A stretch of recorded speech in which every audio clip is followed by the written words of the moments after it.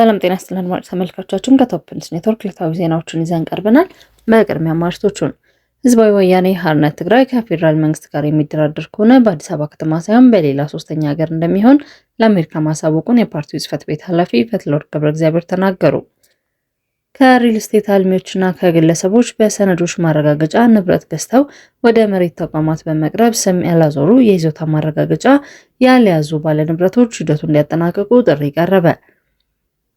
ኢትዮጵያ ቀጠናዊ የትራንስፖርት ትስስርን የጋራ ብልጽግና መሰረት አድርጋ እንደምትጠቀም ገለጸች። በኦሮሚያ የህግ ጥሰት በፈጸሙ ትራፊክ ተቆጣጣሪዎች ላይ እርምጃ መወሰዱ ተገለጸ። የኤርትራ መንግስት ዜጎቹ በእጃቸው ያለ ገንዘብን በሙሉ እስከ ሐምሌ መጨረሻ ድረስ ወደ ባንክ እንዲያስገቡ ጥብቅ ማሳሰቢያ ወጣ። ህዝባዊ ወያኔ ሓርነት ትግራይ ህወሓት ከፌዴራል መንግስት ጋር የሚደራደር ከሆነ በአዲስ አበባ ከተማ ሳይሆን በሌላ ሶስተኛ ሀገር እንደሚሆን ለአሜሪካ ማሳወቁን የፓርቲው ጽህፈት ቤት ኃላፊ ፈትለወርቅ ገብረእግዚአብሔር ተናግረዋል። የአሜሪካ መንግስት ቪዛ መከልከል ይቅርና ሌላ ቢያደርግ የትግራይ ህዝብ ህልውናውን ለማረጋገጥ ህወሓት እስከ መጨረሻ እንደሚታገል ኃላፊዋ ገልጸዋል። ሞንጆሪኖ በሚለው ቅጽል ስማቸው ይበልጡ የሚታወቁት ፈትለወርቅ ይህን የገለጹት ማክሰኞ ሰኔ 23 2018 በመቀለ ከተማ በሚገኘው የህወሓት ጽህፈት ቤት ከጋዜጠኞች ለቀረበላቸው ጥያቄዎች በሰጡት ምላሽ ነው። በጋዜጣዊ መግለጫው ከተነሱ ጉዳዮች መካከል የፕሪቶሪያው ስምምነት ሁኔታ፣ የጦርነት ስጋት፣ የወጣቶች አፈሳ፣ የአሜሪካ ቪዛ እገዳ እንዲሁም የትግራይን በተመለከተ አሜሪካና የአውሮፓ ህብረት ያወጧቸው መግለጫዎች ይገኙበታል። የፕሪቶሪያው ስምምነት መፍረሱን በተደጋጋሚ በሚያወጣቸው መግለጫዎች ያሳወቀው ህወሓት ለዚህኛው ዋነኛው ተጠያቂ የፌዴራል መንግስት መሆኑን ሲገልጽ ቆይቷል። የህወሓት ጽህፈት ቤት ኃላፊ በመግለጫቸው የፕሪቶሪያ ስምምነት የፌዴራል መንግስት እንደ መሳሪያ ነው የተጠቀመበት ሲሉ ተመሳሳይ አቋም አንጸባርቀዋል። የፕሪቶሪያ ውል እንዲፈጸም ህወሓት ጥረት አድርጓል። ውሉን የሚጥሱ በርካታ ነገሮች ቢሰሩም የፕሪቶሪያው ስምምነት ፈርሷል ሳይል በትዕግስት ቆይቷል። በዚህም ጉዳይ ህወሓት እንደ ፓርቲ ትልቅ መስዋዕትነትን ከፍሏል ሲሉም ፈትለወርቅ ለፓርቲው ልሳናትና ለክልሉ ቴሌቪዥን ጣቢያ ጋዜጠኞች ተናግረዋል። ከሪል ስቴት አልሚዎችና ከግለሰቦች በሰነዶች ማረጋገጫ ንብረት ገዝተው ወደ መሬት ተቋማት በመቅረብ ስም ያላዞሩና የይዞታ ማረጋገጫ ባለቤትነት ያልያዙ የባለንብረቶች ሂደቱ እንዲያጠናቅቁ ጥሪ ቀረበ። ቀደም ባለ ጊዜ በመሬት ላይ ያረፈን ንብረት ተሻሽጠው ገዝተው ወይም ሸጠው እስካሁን የስም ንብረት ዝውውር ያላደረጉ የይዞታ ማረጋገጫ ያልያዙ አካላት በአጭር ጊዜ ሂደቱ እንዲያጠናቅቁ ጥሪ ቀረበ። የከተማ አስተዳደሩ የመሬት ልማትና አስተዳደር ቢሮ ኃላፊ አቶ መኮንን ያኢ እንደተናገሩት የስም ንብረት ዝውውሩ በወቅቱ አለመደረግ ንብረት ገዝተው ነገር ግን የንብረት ባለቤትነት ማረጋገጫ ያልያዙ ወገኖች ለጉዳት እየዳረገ ነው ብለዋል። የቢሮው ኃላፊ ስለ ስም ንብረት ዝውውር ምንነት ሲናገሩ አንድ ሰው ያፈራውን ንብረት በራሱ በሌላ ሶስተኛ ወገን የሚያሳልፍበት ስርዓት መሆኑን ጠቅሰው የመጨረሻ ግቡም የይዞታ ባለቤትነት ማረጋገጫ መያዝ ነው ብለዋል። ነገር ግን በተለያየ ምክንያት ይህንን ሳያደርጉ የቀሩና የሚቀሩ አካላት መኖራቸውን የጠቀሱት ኃላፊው ከዚህ በፊት ሽያጭ ተሻሽጠው ገዝተው ወይም ሸጠው ነገር ግን የስም ዝውውር የካርታ ይዞታ በስማቸው ያላወጡ ባለንብረቶች ለአደጋ እንዳይጋለጡ በማሰብ መንግስት ባጠረ ጊዜ ሂደቱ እንዲያጠናቅቁ ጥሪ አቅርቧል ብለዋል። ኢትዮጵያ ቀጠናዊ የትራንስፖርት ትስስርን የጋራ ብልጽግና መሰረት አድርጋ እንደምትጠቀም ገለጸች። ኢትዮጵያ ቀጠናዊ ትስስርን ለጋራ ሰላምና ብልጽግና እንደ ወሳኝ ሀብት እንደምትመለከት በተባበሩት መንግስታት የንግድና ልማት ጉባኤ ተካሄደው ፓናል ውይይት አስታውቃለች። በመድረኩ ላይ በጄኔቫ የኢትዮጵያ ቋሚ መልእክተኛ ጽህፈት ቤት የዓለም ንግድ ድርጅት ጉዳዮች ሚኒስቴር አምባሳደር ንጉስ ከበደ እንዳስታወቁት ኢትዮጵያ በትራንዚት ኮሪደሮች ልማት ላይ ትኩረት ሰጥታለች። በሎጂስቲክስ ስርዓት ግንባታና በዘመናዊ የጉምሩክ አስተዳደር ላይም እየሰራች ነው። አስተማማኝ የመሰረተ ልማት ዝርጋታ ለኢኮኖሚ ልማት ወሳኝ መሆኑን አምባሳደሩ አብራርተዋል። ሀገሪቱ አረንጓዴ ደረቅ ወደቦችን በመገንባት ላይ እንደምትገኝና እነዚህ ስትራቴጂካዊ አቅጣጫዎች ዘላቂ የጋራ ተጠቃሚነትን ለማረጋገጥ እንደሚረዱ ተገልጿል።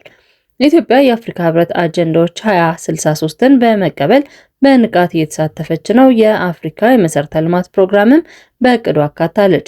የምስራቅ አፍሪካ የልማት በየነ መንግስታት ድርጅት የልማት ማስተር ፕላን ለቀጠናዊ አጋርነት ይጠቀሳል። ከ130 ሚሊዮን በላይ ሕዝብ ያላት ኢትዮጵያ አስተማማኝ ወደብ እንደምትፈልግና ኮሪደር ልማት ለብሔራዊ የህልውና ጉዳይ መሆኑን አምባሳደሩ አጽንኦት ሰጥተዋል። ሀገር በቀል የኢኮኖሚ ማሻሻያዎችና የዲጂታል ኢትዮጵያ 2030 ዕቅድ የተተገበረ ሲሆን የአዲስ አበባ ጅቡቲ የባቡር መስመርና የሞጆ ደረቅ ወደብ ዘመናዊ እንደሆኑም ተናግረዋል። ዘርፉ ለግል ባለሀብቶች ክፍት እንዲሆን በተደረገው ሲሆን የኤሌክትሮኒክ አንድ መስኮት አገልግሎት አሰራርን ቀልጣፋ አድርጎታል ብሏል። የአየር ንብረት ለውጥን ለመቋቋም አረንጓዴ አሻራን፣ የኤሌክትሪክ ሞቢሊቲ ስትራቴጂዎችን እየተከናወኑ እንደሆነም ተገልጿል።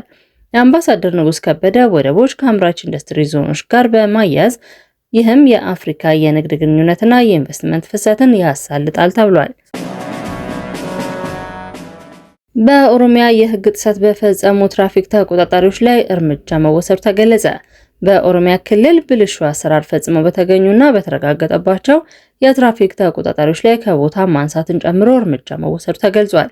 በክልሉ የትራንስፖርት ኤጀንሲ የመንገድ ትራፊክ ቁጥጥር ቡድን መሪ ወይዘሮ ሽታይ ለታ እንደተናገሩት ማህበረሰቡ ብልሹ አሰራሮችና ቅሬታ የሚያቀርብበት 8556 አጭር ነጻ የስልክ መስመር በህዝብ ትራንስፖርት መስጫ ተሽከርካሪዎች ላይ በአስገዳጅነት እንዲለጠፍ መደረጉን ተናግረዋል።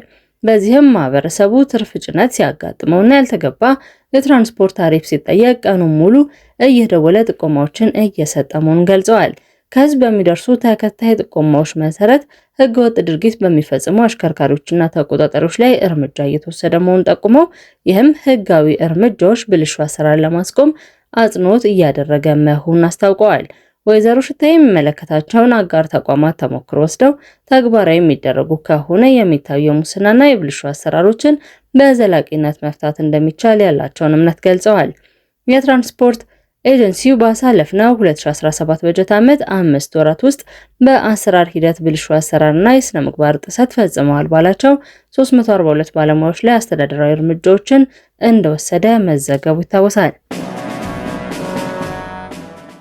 የኤርትራ መንግስት ዜጎቹ በእጃቸው ላይ ያለ ገንዘብን በሙሉ እስከ ሐምሌ መጨረሻ ድረስ ወደ ባንክ እንዲያስገቡ ጥብቅ ማሳሰቢያ ወጣ።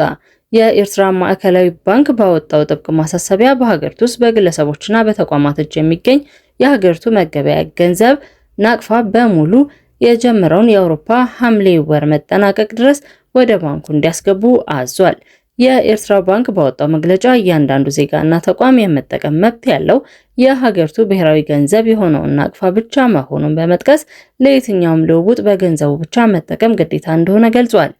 ስለዚህም ዜጎችና ተቋማት ያላቸውን ገንዘብ በሙሉ ወደ ባንክ እንዲያስገቡ፣ ከዚያ ውጭ ግን ግለሰቦችና ተቋማት ገንዘብ በይዞታቸው ውስጥ ማቆየት ህገወጥ መሆኑን አስጠንቋል።